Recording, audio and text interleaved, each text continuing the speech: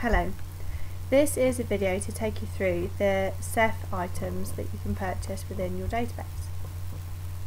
So from the main form, you've got this purple button over to the right. In order to open these, you need to be within a child's profile, but the child's information does not get pulled through to these forms. So if I open this, you can see these are all the ones that you can purchase. So if I take you through first the professional development logs.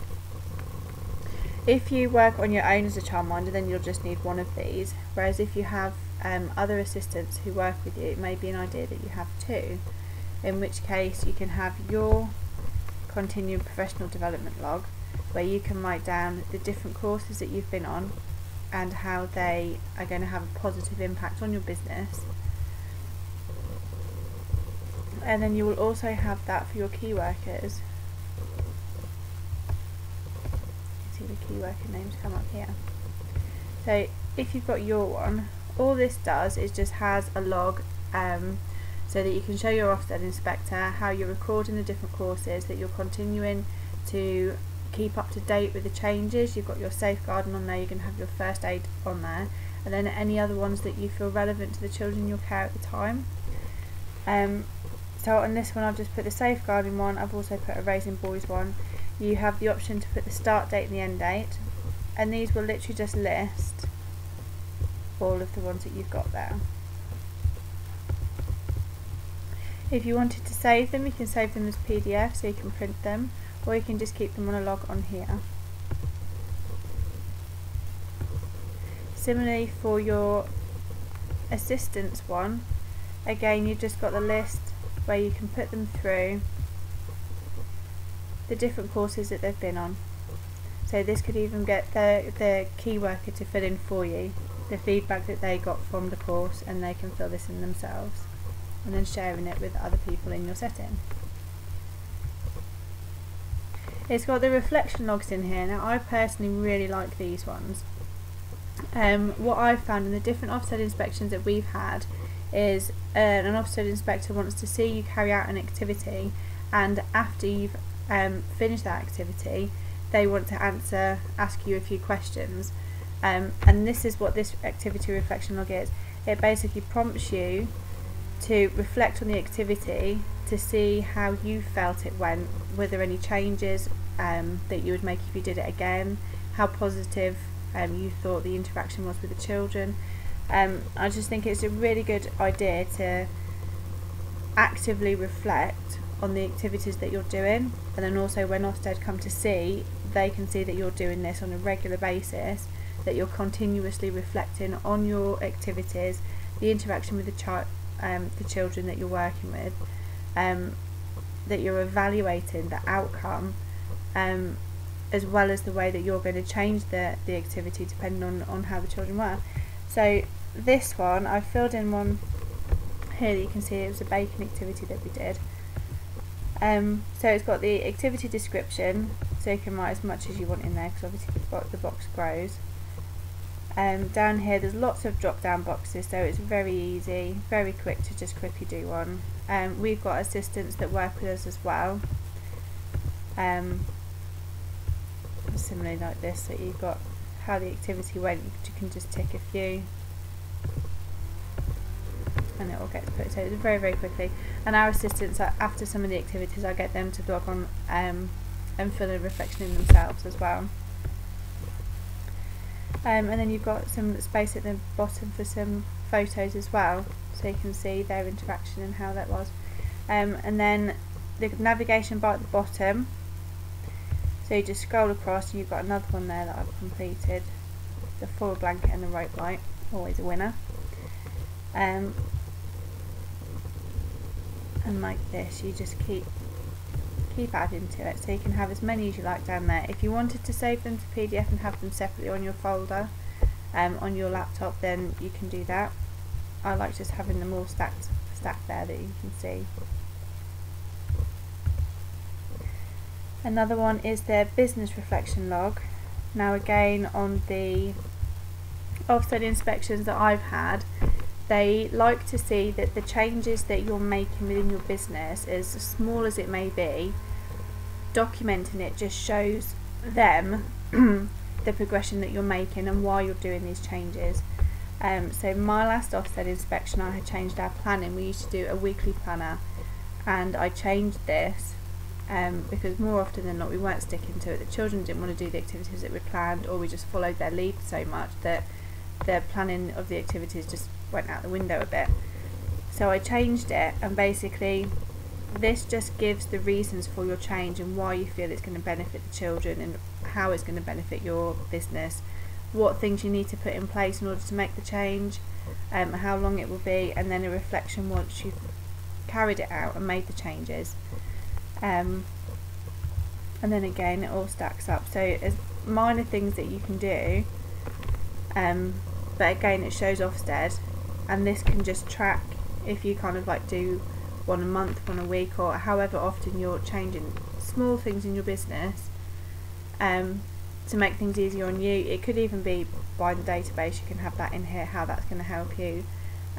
Linking with parents, you can have an extra thing about communication with parents, that you're now using a newsletter, you're now using a questionnaire.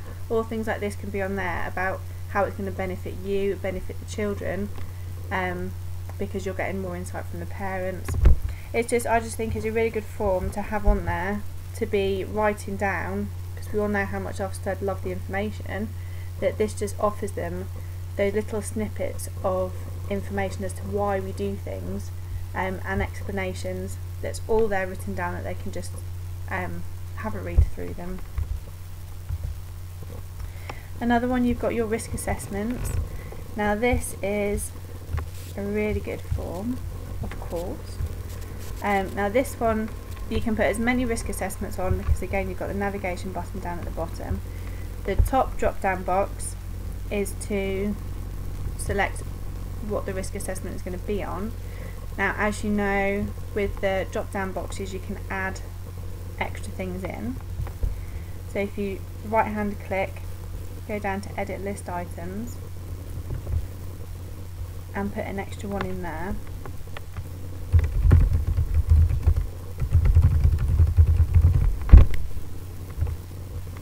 And then that one will be available for your next risk assessment. Now the way that this one works, you've got the first column, which is what you need to consider. So that's just questions that you ask yourself before you do what it is you're doing. So this one is nappy changing, so it's just different questions that I'm going to ask myself with regards to the risk associated with changing a child's nappy. And then you just state what you have in place already. Now as soon as you write something in one of these boxes, another one will become available underneath it.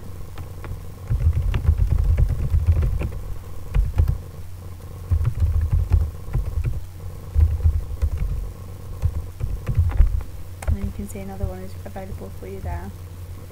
And then again at the bottom it's got an area that you can review it.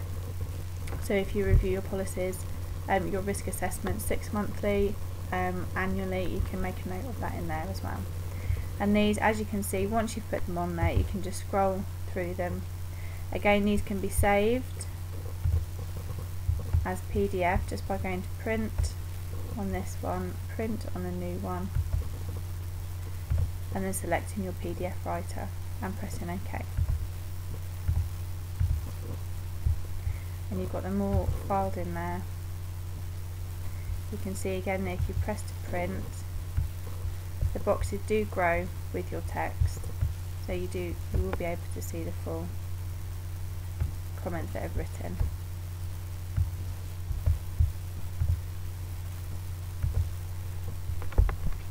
The Ofsted inspection report, this is your SEF. So this is as you would see online, or if you do it on a Word document. This is a new document, so it's much easier to do. Now I filled one in here, so you've got one that's filled in that you can see.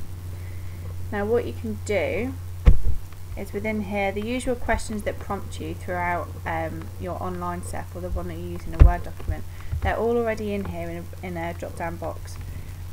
So all the comments and explanations that you're going to give is all to these headings. So what you could do is just do one at a time, starting from the top one, and just work your way through them, giving an overview each time about how you feel, evaluate your business on that area. Alongside it is the views on those who use the setting. So what I tend to do is just work through your setting first and just go down to the second one and write an overview until all of those boxes have been filled in, and then I go back up to the top and start on this side and go through there. Now what you can see in here is when you print, it prints off a beautiful report because that's all underneath each other. So it's a lovely report that you can just save as PDF and email it to your Ofsted inspector once you've had the date that they're going to come and see you. Now what I can show you here, part B of the SEF, the quality and standards of the earliest provision, comes up in a separate window. Now here I've already populated it, so you can see, but it's the same principle. So you can work your way down using the drop down box, and this one's also got your self grade, so you can put your self grade in there and decide what you're working within.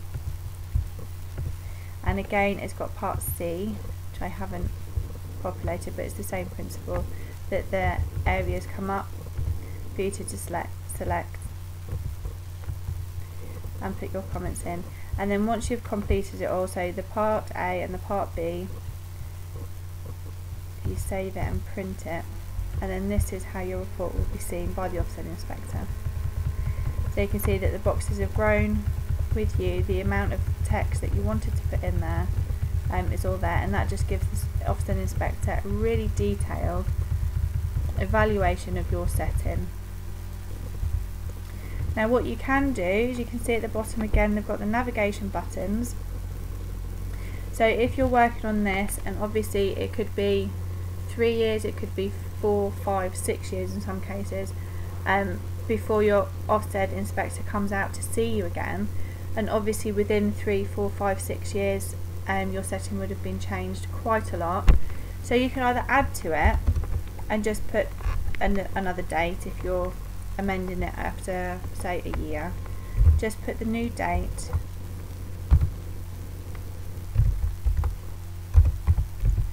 in there and then carry on about things that have changed.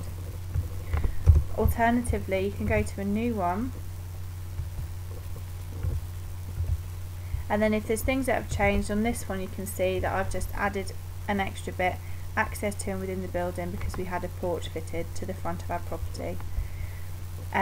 We've also got a database which we can now gather views on the child's development and milestones that the parents are meeting at home. So it's a new things that have changed within your setting that you can just evaluate on and say why you feel that they're better. So you can just have, if I show you the print, it's just a couple of things added to this report.